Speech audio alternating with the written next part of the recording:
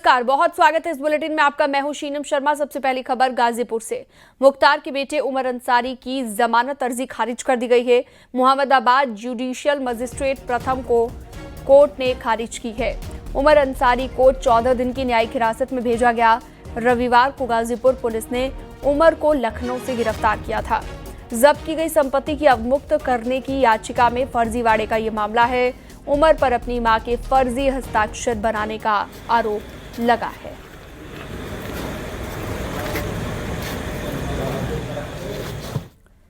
मथुरा से अगली खबर। चलती हुई कार आग का गोला बन गई। कार सवार लोगों ने कूदकर अपनी जान बचाई है। शॉर्ट सर्किट से आग लगने की आशंका जताई गई। दमकल की टीम भी मौके पर पहुंची और आग पर काबू पाया गया। काफी मशक्कत के बाद आग पर काबू पाया गया। शहर कोतवाली इलाके के भूतेश्वर पुल के नीचे की ये घटना बताई गई।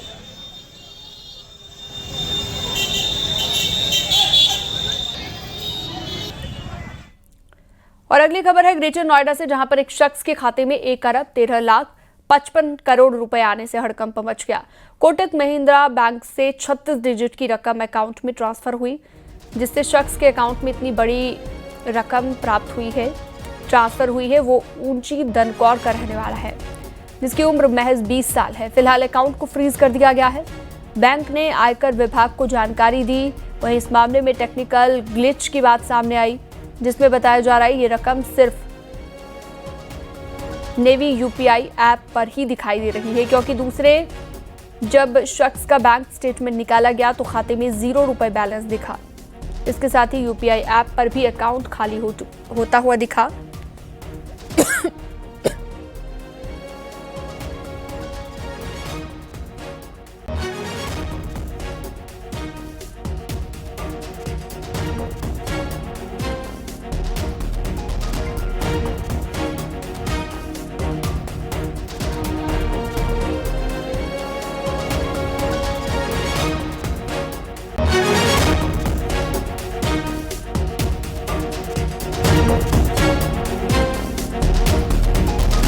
कौशाम्बी में न्यूज 18 की खबर का बड़ा असर हुआ है, जहां पर आरोपी हेडमास्टर नंदलाल सिंह को बीएसए ने सस्पेंड कर दिया है। हेडमास्टर पर छात्राओं से अश्लील हरकत करने का आरोप है, जिसके बाद परिजनों ने हेडमास्टर की जमकर पिटाई कर दी। और वहीं ये भी बताया जा रहा है कि आरोपी नंदलाल टैबलेट में छात्राओं को अश्लील वीडियो दिखाता था, जिसके बाद मर्जनपुर थाने में आरोपी के खिलाफ तहरीर दी गई है।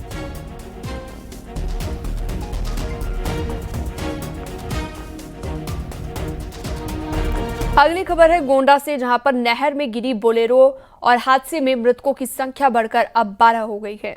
बता दें कि रविवार सुबह 10 बजे तेज रफ्तार बोलेरो बेकाबू होकर सरयू नहर में गिर गई।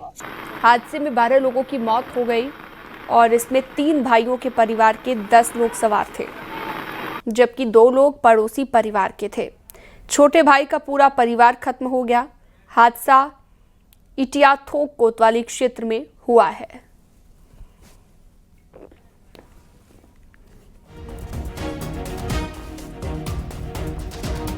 कुशीनगर पुलिस ने एक ऐसे गिरोह का पर्दाफाश किया जो फर्जी जन्म प्रमाण पत्र और फर्जी आधार कार्ड बनाता था। पुलिस ने गिरोह के 5 अभियुक्तों को गिरफ्तार किया।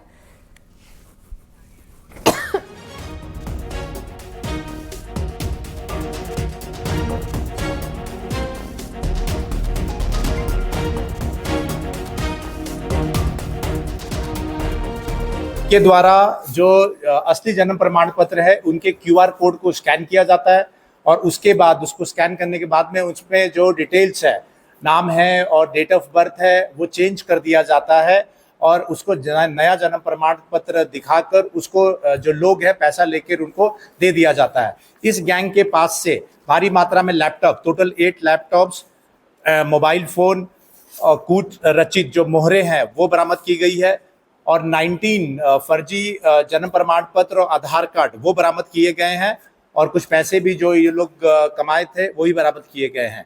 ऐसे संगठित गिरोह पे जनपद कुशीनगर में लगातार कार्रवाई चलती रहेगी। सराहनीय कार्य करने वाली हमारी टीम को इनाम से पुरस्कृत किया जा रहा है। बलिया में गंगा नदी खतरे के निशान के ऊपर बह रही है। मोहम्मदपुर इलाके में 4 पक्के मकान और 20 कच्ची झोपड़ी बाढ़ की चपेट में आ चुकी है। मुख्य राजस्व अधिकारी ने स्थलीय निरीक्षण किया। जिलाधिकारी के मुताबिक कुल 23 गांव बाढ़ से प्रभावित है। नौरंगा ग्राम सभा में गंगा के कटान की वजह से 17 घर नदी में विलीन हो गए। लगभग 200 घरों को खाली करना पड़ा। वाराणसी में बाढ़ का कहर जारी है। हजारों लोग बाढ़ शिविर में रहने को मजबूर हैं। रिहायशी इलाकों में गलियों में नाव चलने लगी है। काशी में गंगा का जलस्तर खतरे के निशान को पार करते हुए 1 मीटर ऊपर बह रहा है। मिर्जापुर में भी गंगा नदी का पानी तेजी से बढ़ रहा है। करीब 2 दर्जन से ज्यादा गांव बाढ़ के पानी से प्रभावित हुए हैं।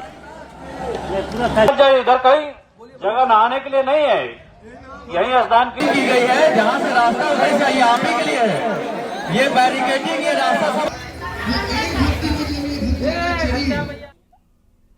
गाजीपुर में गंगा का जलस्तर 1 सेंटीमीटर प्रति घंटे की रफ्तार से लगातार बढ़ रहा है। बाढ़ से जिले की 5 तहसीलें प्रभावित हुई।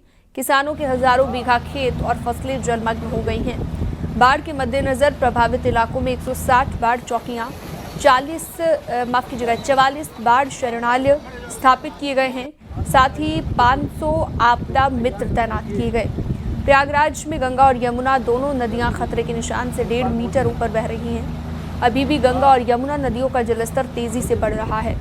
जिला प्रशासन के मुताबिक जिले में 107 शहरी मोहल्ले और ग्राम बाढ़ की चपेट में आ गए हैं। कई गांवों का संपर्क शहर से कट गया है। गोरखपुर में आज सुबह से रुक रुक कर बारिश हो रही है, जिसके चलते मौसम सुहावना रहा। जिला प्रशासन संभावित बाढ़ को लेकर अलर्ट हो गया है।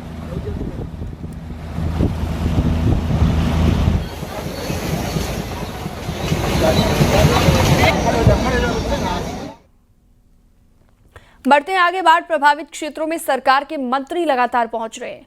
सीएम योगी के निर्देश पर मंत्री ग्राउंड जीरो पर पहुंचकर राहत सामग्री पीड़ितों को वितरित कर रहे हैं। योगी की टीम 11 प्रभावित क्षेत्रों में मुस्तैद है। कैबिनेट मंत्री सुरेश खन्ना और अनिल राजभर ने वाराणसी में मुख्यमंत्री बाढ़ राहत किट का वितरण किया। नंद गोपाल गुप्ता नंदी ने प्रयागराज के करछना तहसील के कटका डेरा गांव का निरीक्षण किया है, जबकि स्वतंत्र देव सिंह और संजय गंगवार ने जालौन में बाढ़ पीड़ितों को भोजन परोसा। दयाशंकर मिश्र श्रद्धालु जहां पर बलिया और रामकेश निषाद में बांदा में राहत सामग्री बांटते हुए नजर आए।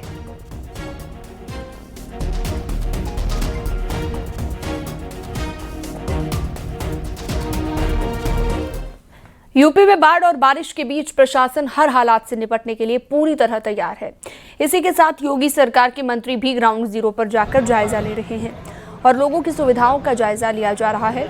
डिप्टी सीएम केशव मौर्य ने प्रयागराज में हेलीकॉप्टर से गंगा यमुना नदियों में आई बाढ़ का हवाई सर्वेक्षण किया। उसके बाद लोगों के बीच जाकर बाढ़ शिविरों का निरीक्षण किया। इसी के साथ मंत्री सुरेश खन्ना ने वाराणसी में बाढ़ के हालात का जायजा लिया। झांसी में मंत्री स्वतंत्र देव सिंह ने भी बुंदेलखंड में बाढ़ प्रभावित इलाकों का दौरा किया। ये बाढ़ विकराल रूप धारण कर रही है। कई मोहल्ले बाढ़ से प्रभावित हैं। बड़ी संख्या में हमारे किसानों की जो फसलें बोई गई थी उसमें भी बड़े क्षेत्र का नुकसान दिखाई दे रहा है। सरकार ने सभी जरूरी प्रबंध, चाहे राहत कैंप चलाने का हो, भोजन जलपान दवाइयों की व्यवस्था हो, और सरकार के साथ साथ भारतीय जनता पार्टी के सभी कार्यकर्ता भी सेवा में लगे हुए हैं। आज किशोरदा का जन्मदिन है। सुरों के सम्राट हरफनमौला कलाकार को खास अंदाज में उनके जबरा फैंस कह रहे हैं, कभी अलविदा ना कहना। सुरों के सरताज किशोरदा, खंडवा में फैंस का गजब गेटअप। सुरों के दीवाने मिलिए जबरा फैंस से। दूध जलेबी खाएंगे, खंडवा में बस जाएंगे।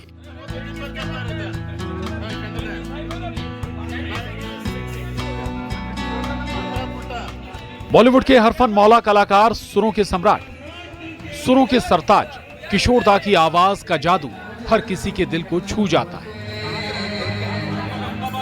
गाने में मौसीकी हो, या फिर आशिकी, दर्द का रिश्ता हो या फिर जज्बात का, मेरे सामने वाली खिड़की में एक चांद का टुकड़ा रहता है, लेकिन किशोर दा तो लोगों के दिल के टुकड़े, जिनके जबरा फैंस देश के कई राज्यों से आए। किशोर दा का गाना है, रोते हुए आते हैं सब, हंसता हुआ कौन जाएगा, लेकिन उनकी आवाज का नशा ऐसा कि रोता भी हंसते।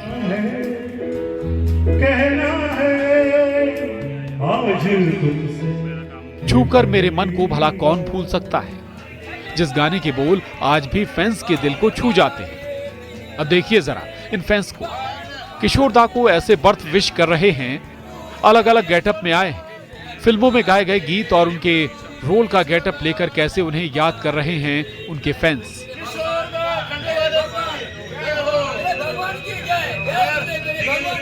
किशोर दा का 96वां जन्मदिन है आज, जिनके बर्थडे को गौरव दिवस के रूप में मनाया जाता है। खास बात यह है कि इस दिन फैंस में जबरदस्त क्रेज दिखता है।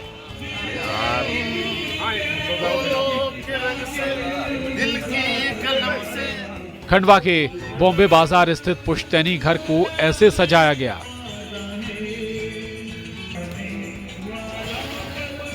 केक कटा और सजी सुरों की महफिल कुछ इस अंदाज में।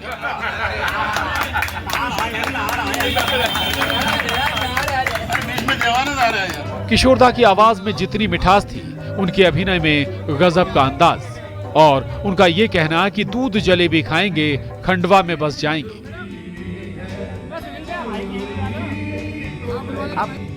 समाधि स्थल पर भी लोग दूर दूर से आते हैं और स्पेशली उन्हें दूध जलेबी का भोग लगाते हैं। कई लोग तो सुरों के सरताज को पूजते हैं। कई फैंस के लिए किशोर दा उनके भगवान हैं। वैसे घर पे भी हम उनका बर्थडे सेलिब्रेट करते हैं, यहाँ आके खुशी दुगनी हो गई है।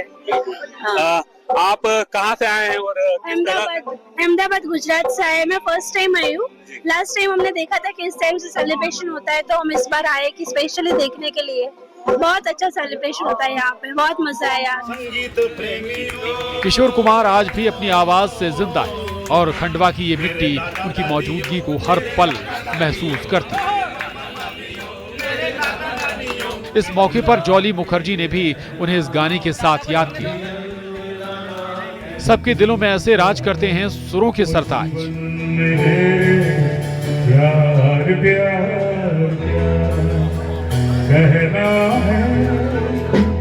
खंडवा में अमित जायसवाल के साथ bureau report, news 18 Madhya Pradesh Chhattisgarh.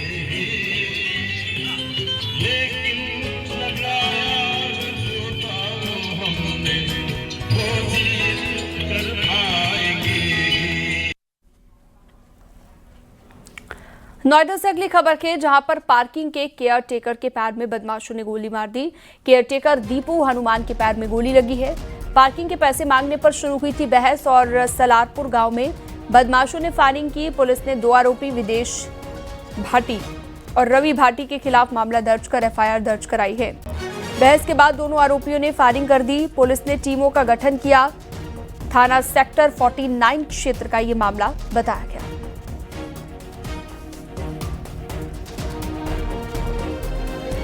Aligarh मुस्लिम यूनिवर्सिटी में फीस बढ़ोतरी को लेकर छात्रों ने जमकर हंगामा किया है। इस दौरान एक छात्रा के बेहोश होने की भी खबर मिली, जिसके बाद मौके पर एम्बुलेंस पहुंची और मामले को लेकर जांच की गई, अस्पताल में भर्ती कराया गया। आपको ये भी बता दें कि ग्रेजुएशन के पाठ्यक्रमों में फीस 30 से 35% बढ़ गई है।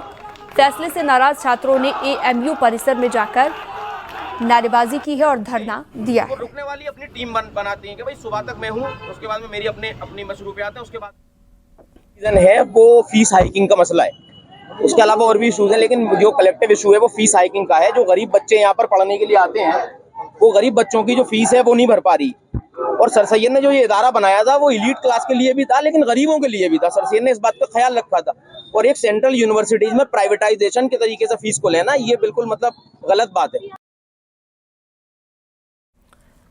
एटा में एक शख्स की संदिग्ध मौत के बाद बेसिक शिक्षा मंत्री संदीप सिंह परिजनों से मिलने पहुंचे। इस मौके पर संदीप सिंह ने कहा कि सरकार पीड़ित परिवार के साथ खड़ी है, निष्पक्ष तरीके से मौत की जांच हो रही है, दोषियों को किसी भी कीमत पर बर्दाश्त नहीं किया जाएगा। और आपको ये भी बता दें, परिजनों ने पुलिस की पिटाई से युवक की मौत होने का दावा किया था, जिसके बाद शव को लेकर एसएसपी ऑफिस का घेराव किया था। फिलहाल पूरे मामले की गहनता से जांच की जा रही है। बाद गांव में परिजनों से मिले हैं, क्या आश्वासन दिया है, क्या वार्ता हुई है? देखिए, आज यहाँ गांव चंद्रभानपुर में जो घटना हुई, हम सब लोगों को बड़ा ही दुख है। ये घटना घटित हुई है और हम जो मृतक है उनके परिजनों से, सभी लोगों से यहाँ पर आकर के मिले हैं और हम सब लोगों ने उनको आश्वासन दिया है कि जो भी है घटना हुई है इसकी जांच कराई जाएगी बिना किसी भेदभाव के, और पूरी निष्पक्ष जांच इसको कराई जाएगी और दोषियों को सख्त से सख्त कार्रवाई की जाएगी। और इसमें जिन लोगों का नाम भी इसमें आया है। गाजियाबाद में भारी बारिश के बाद जलभराव से लोगों का जीना मुहाल हो गया है। घर से बाहर निकलने में लोगों को काफी परेशानियों का सामना करना पड़ रहा है। मोदी नगर की नवाब बिहार कॉलोनी में 50-60 मकानों में पानी भर गया है और गलियों में नाली का पानी जमा होने से काफी बदबू आती है, जिससे लेकर स्थानीय लोगों में काफी नाराजगी देखी गई।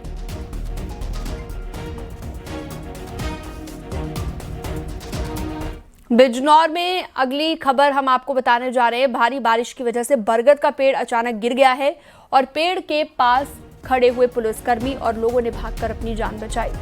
बिजनौर के किरतपुर का ये मामला बताया गया।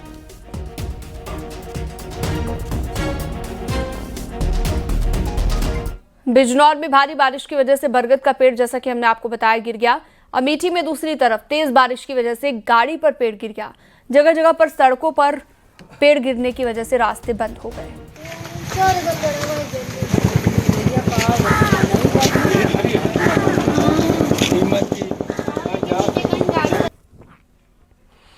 रामनगरी में चंद घंटे की बरसात में जलभराव की समस्या पैदा हो गई है।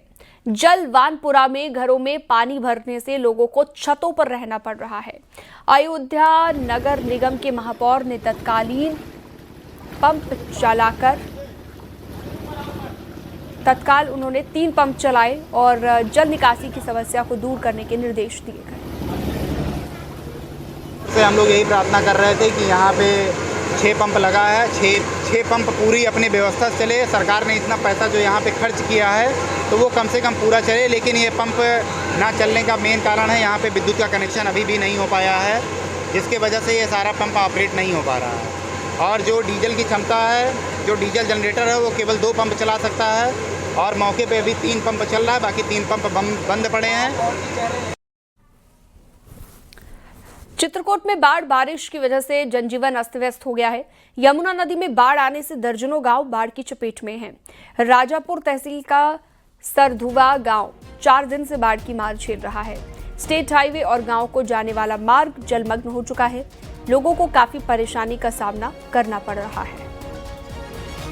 चित्रकूट जनपद में बाढ़ और बारिश लोगों के लिए मुसीबत बनी हुई है, जिससे लगातार हो रही मूसलाधार बारिश और बांधों के फाटक खोले जाने की वजह से नदियां उफान पर हैं। बात करें यमुना नदी तो खतरे के निशान पर पहुंच गई है, जिसकी वजह से राजापुर और मऊ तहसील के दर्जनों गांव प्रभावित हो गए हैं। उनका तहसील मुख्यालय से संपर्क टूट गया। इस समय खड़े सरधुआ गांव में, जहां मेरे पीछे देख सकते हैं कि यमुना के बाढ़ के पानी ने पूरी तरीके से सरधुआ गांव को अपने आगोश में ले लिया है और यह स्टेट हाईवे है जो राजापुर से बांदा के लिए जाता है, जहां पर यहाँ पर वाहन चलते थे, लेकिन आज यहाँ पर नाव चलती हुई नजर आ रही है। लगातार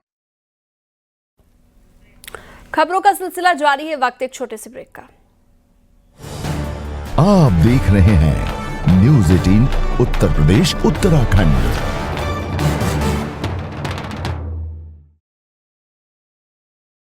आप देख रहे हैं न्यूज़ 18 उत्तर प्रदेश उत्तराखंड।